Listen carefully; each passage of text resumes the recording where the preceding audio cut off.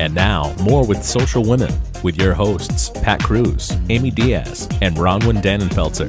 We are chatting here with Margaret Batting, who's given us some great tips on personal branding and how you present yourself to business and the public generally. Okay, so my business is Elevate Image Communications, and what I do, I actually do two different things. I work with business professionals, both men and women, helping them to enhance their image so that it really matches their career and their career goals, essentially making them look like what they do. And then the second thing I do is I work with companies. They hire me to come in to work with their employees on their professional presence so that they're representing themselves appropriately, not only within the organization, but then they're representing the brand of the organization when they're out, meeting with clients or, having community interaction. Wow, that's great. That's exactly what we wanted to hear today, too. Okay, so tell us a little bit about the branding, personal branding. Well, personal branding is becoming very popular, especially with social media. But it's really, in its simplest terms, it's about how you're marketing yourself to your audience. It's what you want to be known for and what is your value of promise, and making sure that you're communicating that consistently in everything that you're doing. What is value of promise? Can you, when you say that, is it? Well, think about Toyota. What's their value of promise? It's reliability. Whenever you buy a Toyota, you know it's going to last forever. Volvo is all about safety. So in each of our, respective industries, we have that value that we're delivering. So for me, I like to deliver a transformational experience. You look at yourself differently after you've worked with me. And I also promise fun. It's going to be a fun process. It's not going to be a stressful process. Okay, so tell me, how do they look at themselves differently? Oh, when they go through the process? Yes. What is the concept? What's going to go through their minds as they're transitioning? Well, what I try to do is have people think about what are the words that they want people to say about them. And then they start thinking about themselves a little bit differently. It's not just about your appearance and the superficial, like the fashion aspect. That's just kind of happens along the way. It's really, what is the story that you want to tell? And I help them start to identify what that story is. And then the clothes are the communicator of that message. And your image is the communicator of that message. So we kind of go step by step through the process, and at the end, they're really starting to look at themselves, and a lot of times we don't look at ourselves positively, and they start to look at themselves more positively, wearing clothes that fit their body shape and size, wearing colors that really look great on them, like this color looks beautiful on you. Colors can make you look wonderful and bright and fresh, and they can make you look sick, tired, and old. Mm-hmm. And who wants to look sick, tired, and old? And then you could have, colors that really represent your brand. So my colors are, I use a lot of silver and then purple. So in whatever I do, it's very consistent. Really, that's... Sorry. Not good for your brand. I know that. That's why she is a social woman. Yeah, that's right. That's right. And not being able to shut it off fast enough. To start doing one of those things when the movie theaters, please shut off all phones. So, Margaret, do you do color palettes? Because I know growing up, I learned a lot about colors and your skin tone, and then there's the cools and warm colors and falls and springs and all that other fun stuff. Do you do that with your clients? I used to do it more formally with them. Mm-hmm. Now I don't take them through the whole process. I can kind of quickly assess what's going to work and what's not going to work, because quite frankly, clients just want to get into the closet. Mm-hmm. They want to get into what's going to work for them and what's not going to work for them. So I've kind of tailored things around really what my customers want at the end of the day. But yeah, color is really important. I was going to say, are things changing a little bit in what you can wear to job interviews? Are people getting a little bit more relaxed where you used to have to show up in a very kind of tailored business suit? You wouldn't want to go for bright colors. You're finding that, there's a different kind of climate for what one might wear out for a job interview, or is it really? I think it depends. Typical consultant answer. I think it depends. What you want to think about is the environment of the industry and the company that you're interviewing at. So, for example, if you're interviewing at Bank of America, it's going to be a little bit more conservative than if you were to interview, say, at a startup company. If you're interviewing, say, at Alex and Ani, you're not going to wear a black suit or a navy blue suit. You're going to do something that's a little bit more fashion forward. So, yeah, you got to do your homework. You can't just show up in the same outfit for every single interview. Because I would think That's you'd want to important. stick out. I mean, not like be crazy sticking out, but something that somebody remembers. And for a lot of people, You want to be authentic. You want to be authentic, but you have to remember there are guidelines when you're going through the interviewing process, and that's one of the things that they're looking for. That making sure that you get the rules of the game, because a lot of people don't want to hire a renegade either. And if you come in and you look like you're completely out of the box, unless it's an extremely innovative company, you may be sending the wrong message. That's interesting. And there are so many people out there looking for jobs. I mean, I receive so many messages from people. You know a lot of people, Pat. Do you know of anything? And I don't think they're really understanding. They're going to a lot of different interviews, and they don't get the whole package about what they need to do to present themselves. They think, just write it down in a resume. Here you go. No, it's really the first impression, and I always do this exercise with people, and they're absolutely amazed. I'm going to ask all of you a question. Do people watch? Like at the mall, do people watch? Yes. And what happens when you people watch? What do they have on? Yeah. Well, you make up that. Usually they run away. Right. I have no problem. Well, you make up that little story in your head about the people, right? Yes. And you don't know if that story is true or not, do you? And you may never find out unless you meet that person. That's what's happening to all of us every single day, especially on an interview. We have only a couple of seconds, and people make up their mind about you, their little story in those seconds. And that's what I like to say is that strategic opportunity. It's not superficial, and it's not about fashion. It's what is the story you want to tell, and you have control over it. And at the end of the day, it's not even superficial or about fashion. It also has a lot to do with the way you carry yourself, which has absolutely nothing to do with what you're wearing. Exactly. What you're wearing only enhances the person that you already are. Correct. And it's body language. I mean, Body you language. bring up a really, really good point. It's body language. And on top of that, then manners and etiquette. And then your communication skills. And then, you can look fantastic on paper. I'm sure the two of you have seen fabulous candidates, and then they walk in the door and you say, oh, Really? Really? Thanks for coming. We have your information. Thank you very much. I loved you in black and white. Yes. Actually, can we talk about black and white and what people do with resumes? Because I've seen people don't proofread. I'm a director of development. I see a lot come by my desk, and it's bad. Well, Details. can I just tell you one Details. thing? For me, Yes. in black and white, I look at my resume and I'm just like, that is so not who I am and what I can offer. Like, and so many times through the process of me looking for a job, I always thought to myself, I wish I could just meet the people that are hiring, because I know they will hire me As soon as they meet you. Yeah, I just don't want them to see my resume, because my life resume doesn't translate well on black and white. It's just one of those things. Like I would think pretty much the same of you, Pat, because you've done so many different projects, and at least for me, that's just the way that it works. And I see where the image and the person. Mine just has a longer time frame. I know. But that's Much a really longer. great point, because I'm going to pull it all back to the personal branding. This is a component of it, especially with social media.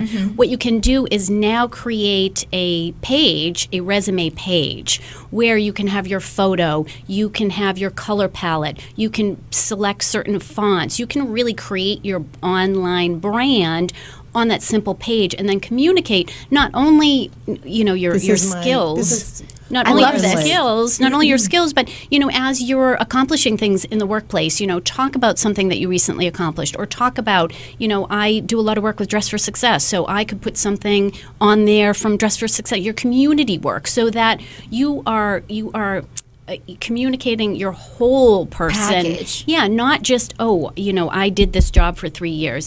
This is my entire life. This is who I am. These are my values. Personal branding is also identifying your values and your passions and what makes you unique, and then being able to communicate. That's what people want to hire. And at the end of the day, it's one of those things where I've always said, when you do what you love, money will come. So if you wake up in the morning and going to work feels like you're working and it's a job, then why are you doing it? So doing what you're just saying is exactly what employers would want to hire, because that's when they say, for this person, this isn't going to feel like a job to them. It's just going to be part of their life. Right. And don't wait till you want to look for a job. You should be doing it now and constantly updating it and staying current. Best time to look for jobs when you've already got one. Yes, I know. Let's go into the business part of it. How important is it for for business owners to take a look at what their employees are presenting themselves as?